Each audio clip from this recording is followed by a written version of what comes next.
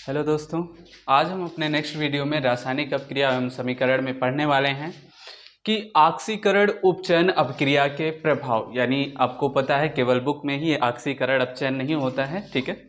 ये हमारे real life में भी होता है और रियल लाइफ में हम पढ़ेंगे क्या ऑक्सीकरण अपक्रिया के क्या प्रभाव पड़ते हैं, ठीक है। तो यहां पर सबसे पहला पढ़ेंगे संक्षारण। संक्षारण क्या होता है? संक्षारण भी एक ऑक्सीकरण अभिक्रिया का क्या है? उदाहरण है, ठीक है।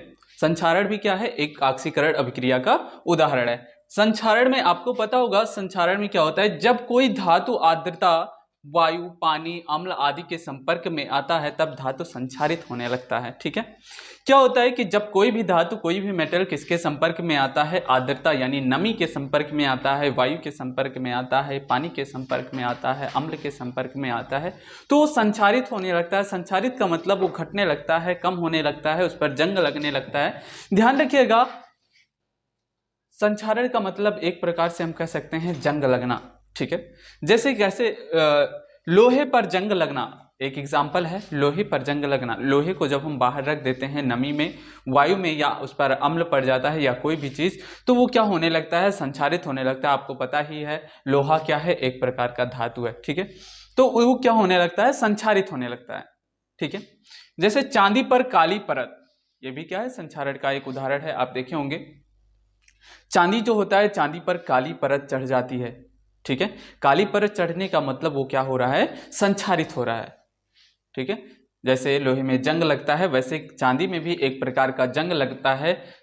किस प्रकार का? काली परत चढ़कर, ठीक है। यहां पर तांबे पर हरी परत चढ़ना, अब देखे होंगे तांबा जो होता है, तांबे पर क्या हो जाता है? हरी परत चढ़ जाती है, हरी कलर का परत चढ़ जाता है। वो क्या होता है? संक्षारण के उदाहरण होते हैं, ठीक है।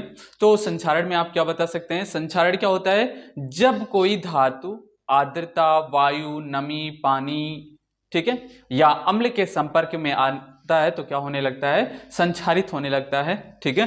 फॉर एग्जाम्पल आपको पता है ये क्या है? उदाहरण है, ध्यान रखिएगा क्या है? उदाहरण है ये संक्षारण का एग्जाम्पल है। संक्षारण का क्या? लोहे पर जंग लगना, चांदी पर काली परत या तांबे पर हरी परत, ये क्या है? एग्जाम्पल है, ठीक है। किसका? संक्षारण का। और भी हम देखते हैं कि ऑक्सीकरण को क्या कहते हैं? उपचयन कहते हैं। तो ऑक्सीकरण उपचयन अभिक्रिया के प्रभाव में और भी हैं, तो उसे हम आगे देखते हैं। ओके, नेक्स्ट में हम पढ़ते हैं विकृत गंधिता के बारे में, ठीक है। ये भी क्या है? एक प्रकार ऑक्सीकरण या उपचयन अभिक्रिया के प्रभाव का ये भी क्या है? एक उदाहरण है। क्या? विकृत गंधिता। विकृत का मतलब क्या होता है? खराब हो जाना। गंधिता का मतलब गंध, यानी जिसमें खराब गंध है, ठीक है, ऐसा हम कह सकते हैं नॉर्मली लैंग्वेज में। तो क्या होता है विकृत गंधिता में? कि वसायुक्त और तैलीय खाद्य पदार्थ वायु के संपर्क में आने पर उपचयित हो जाता है, ठीक है, जिससे उसके स्वाद और गंध में परिवर्तन हो जाता है। इसका क्या मतलब है? कि जो भी वसायुक्त या तैलीय पदार्थ होता है वो जब वायु के संपर्क में आता है, आपको हमने बताया था कि क्या? ऑक्सीकरण। ये उपचयित होना का मतलब क्या है? ऑक्सीकरण है, ठीक है। ऑक्सीकरण के बारे में हमने आपको क्या बताया था कि जब ऑक्सीजन से रिएक्शन हो, ऑक्सीजन से रिएक्शन हो या ऑक्सीजन जुड़े तो उसे क्या कहते हैं? ऑक्सीकरण कहते हैं। तो यहां पर भी वायु का मतलब क्या है? वायु में ऑक्सीजन उपस्थित है, तो यहां पर भी जब वसायुक्त, वसायुक्त का मतलब कोई चिपचिपा पदार्थ, ठीक है, चिपचिपा पदार्थ का मतलब कोई फैटी मटेरियल, वसायुक्त और तैलीय ऑयली पदार्थ जो होता है, खाद्य पदार्थ जिसे हम खाते हैं, तो वायु के संपर्क में जब आता है, ठीक है, वायु से क्रिया करता है, वायु के संपर्क में आएगा मतलब वायु से क्रिया करेगा, तो उसके स्वाद और गंध में क्या हो जाता है? परिवर्तन हो जाता है, ठीक है। और जब ऐसी स्थिति बनती है कि उसके स्वाद और गंध में परिवर्तन होगा, परिवर्तन का मतलब खराब होगा, तो उसे क्या कहेंगे? विकृत गंधिता कहेंगे, ठीक है। यह भी एक ऑक्सीकरण अपक्रिया के प्रभाव का यह भी एक उदाहरण है। इसमें नीचे लिखा है कि तैलीय पदार्थ को खराब होने से बचाने के लिए उसमें नाइट्रोजन गैस भरा जाता है, ठीक है। कोई भी तैलीय पदार्थ होता है उसे खराब होने से बचाने के लिए उसमें नाइट्रोजन गैस भरा हो जाता है, ठीक है। जैसे आप देखते होंगे चिप्स वगैरह या नमकीन जब खाते होंगे तो उसमें क्या होता है? आधा से ज्यादा हवा भरा रहता है, यानी वायु भरा रहता है, यानी गैस भरा रहता है। कौन सा गैस? नाइट्रोजन गैस भरा रहता है, ठीक है। अगर नाइट्रोजन गैस है तो वो खराब नहीं होगा, ठीक है। आप देखते हैं सालों साल रखे रहते हैं, वो खराब नहीं होता है, ठीक है। क्यों नहीं खराब होता है? क्योंकि उसमें नाइट्रोजन गैस भरा होता है, ठीक है। तो किसी भी तैलीय पदार्थ को खराब होने से बचाने के लिए उसमें क्या करते हैं, नाइट्रोजन गैस भरा जाता है। ठीक है, आज समझ में, इसे नोट डाउन करते रहिए आप लोग। ओके, आगे पढ़ते हैं। रासायनिक अभिक्रिया के प्रकार। ठीक है, रासायनिक अपक्रिया के प्रकार आप पहले पढ़ चुके हैं, लेकिन ये रासायनिक अपक्रिया का क्या प्रकार है कि इसमें तापमान के आधार पर, ठीक है, द बेसिस ऑफ टेम्परेचर। ठीक है, रासायनिक अपक्रिया के प्रकार तापमान के आधार पर कितने प्रकार के होते हैं रासायनिक अपक्रिया, तो ध्यान रखिएगा, तापमान के आधार पर रासायनिक अपक्रिया दो प्रकार के होते हैं। एक होता है ऊष्माक्षेपी अपक्रिया और एक होता है ऊष्माशोषी अपक्रिया। आइए देखते हैं क्या होता है ऊष्माक्षेपी अपक्रिया या क्या होता है ऊष्माशोषी अपक्रिया।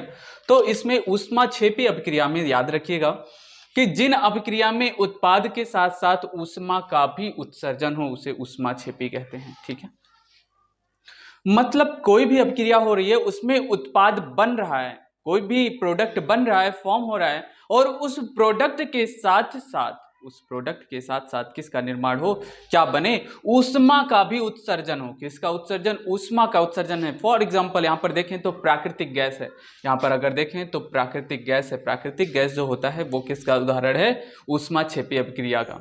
जैसे यहां पर देखें CH4 plus O2 gives out CO2 plus 2H2O plus ऊष्मा, यानी इस अभिक्रिया में इस प्रोडक्ट के साथ, ये प्रोडक्ट है, इस प्रोडक्ट के साथ साथ किसका निर्माण हो रहा है, ऊष्मा का निर्माण हो रहा है। आपको पता होगा ये अभिक्रिया, आपको पता होगा शायद।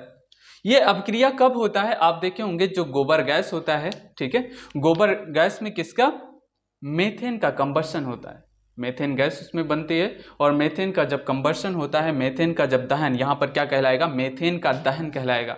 और यहां पर जब मेथेन का कंबशन होगा तो कार्बन डाइऑक्साइड प्लस H2O, और ये H2O किस रूप में निकलेगा, गैस के रूप में निकलेगा, यानी भाप बन के निकलेगा, और प्लस ऊष्मा का फॉर्मेशन होगा।